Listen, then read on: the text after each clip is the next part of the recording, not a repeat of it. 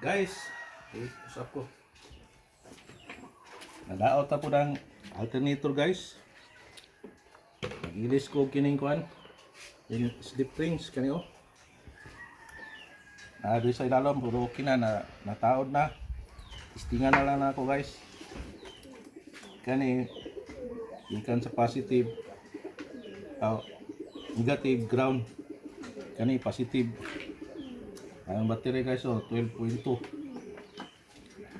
Ano testingan guys? Mo ni inyahang indicator guys. Siga na siya guys. Meaning good siya, good.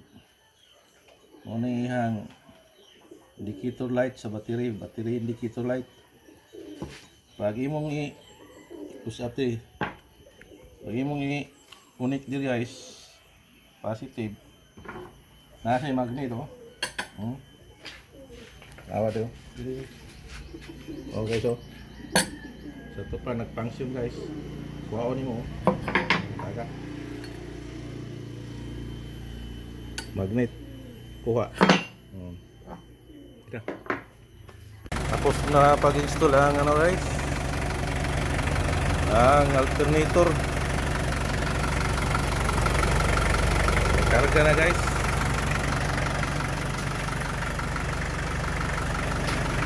13.2 na yung karga guys oh. Okay, revolution ko kung liba siya mag-over kapag i-rev natin.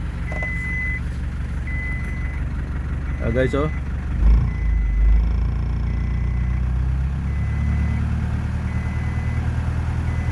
Na-regulate lagi siya hanggang 14. Okay guys, thank you for watching.